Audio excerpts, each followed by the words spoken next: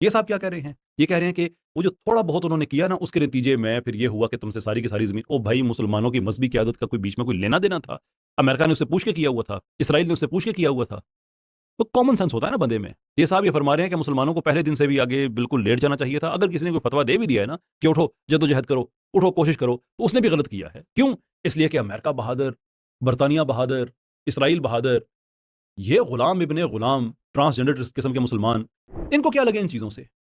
ان کے لیے تو صرف ایک سمپل سی چیز ہے کہ جو تمہارے ساتھ کیا جا رہا ہے وہ بالکل ٹھیک کیا جا رہا ہے، چپ کر کے مار کھاؤ، اگر ریزسٹ کیا تو اور مار پڑے گی. دنیا کا یہی حال ہے، اور پھر وائلنس بھی ہم نہیں کر سکتے. تو دنیا میں کوئی سسٹم وائلنس کے بغیر بدلا نہیں.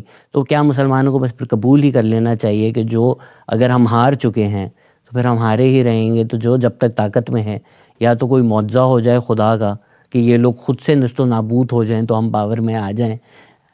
ٹل دین ہمیں بس ہیڈ ڈاؤن رکھ کر جو یہ لوگ کہتے ہیں ماننا پڑے گا. مجھے ہمیشہ اس پر تعجب ہوتا ہے جب سیاہ سفید بنا کے دکھایا جاتا ہے. یعنی یا ہم لڑیں گے یا ہم ہار جائیں گے. نہیں، ہم شکست کھا گئے، یہ ایک واقعہ ہے. اب ہمیں اپنی تعمیر کی مہلت چاہیے، امن کا موقع چاہیے.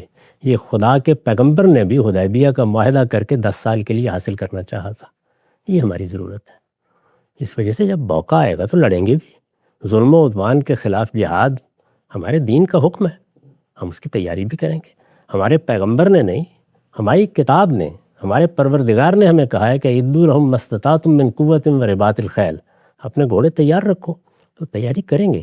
یہ تیاری صرف گھوڑوں ہی کی نہیں ہوتی، دور حاضر میں یہ معیشت کے لحاظ سے بھی کرنی ہے، یہ علاقائی تحفظات کے لحاظ سے بھی کرنی ہے، یہ بین الاقوامی طور پر جو معاملات زیر بحث آ جاتے ہیں ان میں بھی اپنے مقام کو دیکھنا ہے. اپنی تعمیر کا یہ کام کرنا ہے. جب وہ ہو جائے گا تو حکمت عملی زیر بحث ہے. اس کے بعد دیکھیں گے کیا اقدام کرنا ہے.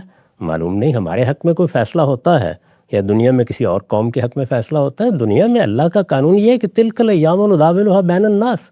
کسی کو بھی کوئی ابدیت حاصل نہیں ہے. دنیا میں مختلف قومیں دنیا کے مسرح پر نمودار ہو رہی ہیں، اپنا کردار ادا کر رہی ہیں. ہم نے بھی یہ کردار کم و بیش 1000 سال تک ادا کیا مسلمانوں کی حیثیت سے. بالکل ممکن ہے کہ دوبارہ اس کا موقع مل جائے، لیکن بہرحال اس کی تیاری کرنا، صحیح حکمت عملی اختیار کرنا، صحیح وقت پر اقدام کرنا، یہی ساری باتیں ہیں جو کسی بھی اقدام میں کہی جاتی ہیں. میں نے بھی یہی باتیں کہی ہیں. اس میں اگر دوسرے لوگوں کا نقطہ نظر صحیح ہے کہ نہیں ہم نے یہ طریقہ اختیار کیا وہ ٹھیک ہے، تو اس کے نتائج و عواقب آپ افغانستان میں بھی دیکھ لیں، اس کے ایران میں بھی دیکھ لیں، اس کے فلسطین میں بھی دیکھ لیں، اس کے باقی دنیا کے اندر بھی دیکھ لیں. یہ تو نتائج و عواقب فیصلہ کرتے ہیں کہ کیا کیا آپ نے. میں جب یہ کہہ رہا تھا کہ جب آپ ایک مذہبی گروہ کو غیر جمہوری طریقے سے کسی ملک پر مسلط کرنے میں مدد کریں گے تو وہ پلٹ کے اپنے نظریے کے ساتھ آپ پر حملہ آور ہو جائے گا. اس لیے کہ مسلمانوں کی مذہبی قیادت اگر اقتدار حاصل کر لے، مذہبی قیادت تو موجود ہے، ایک واقعہ ہے، اگر اقتدار حاصل کر لے اور وہ سنی ہو تو خلافت کی طرف بڑھے گی، شیعہ ہو تو امامت کی طرف بڑھے گی. یہ ناگزیر ہے. یہ ممکن ہی نہیں کہ آپ اس سے گریز کر سکیں. اس میں قومی ریاست کے تصور کا کوئی سوال نہیں ہے. اس وجہ سے اگر دونوں کے پاس کسی بھی پہلو سے اقتدار آتا ہے تو قومی ریاستیں اپنی خیر منائیں. جلد یا بدیر وہ ہدف بنے گی. یہ امریکہ نہیں بنے گا، بہت دور بیٹھا ہوا ہے. وہ تو ایسے ہی کوئی اقدام کرے گا، واپس آ جائے گا. اور عام طور پر یہ جو بڑی طاقتیں ہوتی ہیں وہ اس طرح کی مہمات کرتی رہتی ہیں.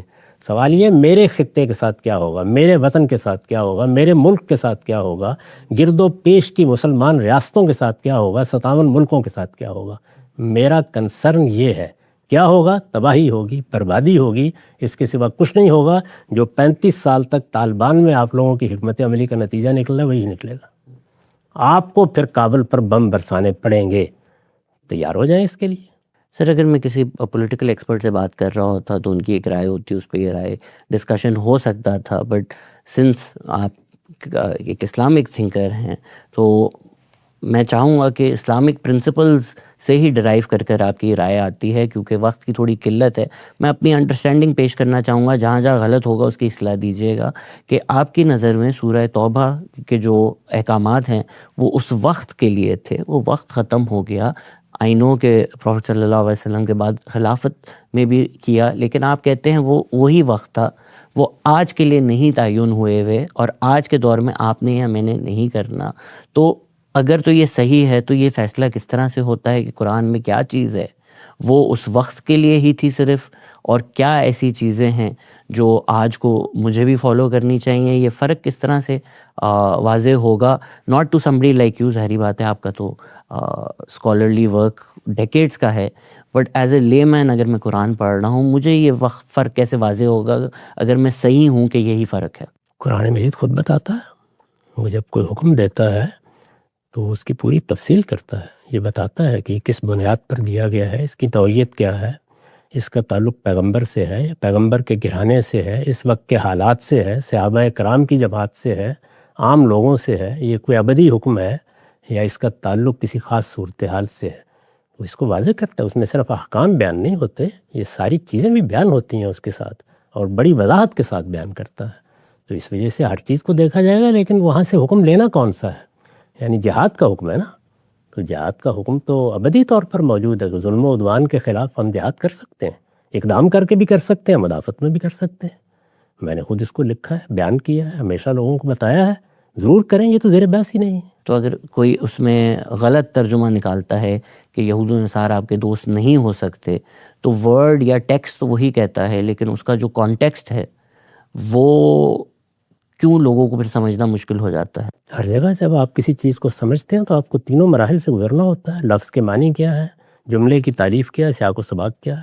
ہمارے ہاں قرآن مجید کے ساتھ بدقسمتی سے یہ معاملہ ہوتا ہے کہ اس میں سیاق و سباق کو نظر انداز کر دیا جاتا ہے۔ اس کے نتیجے میں آپ جب آیت کو اس کے اندر سے اٹھا لیتے ہیں تو میں آپ کی اس گفتگو میں سے اٹھا کے دیکھیے کیسا فتنہ پیدا کر سکتا ہوں۔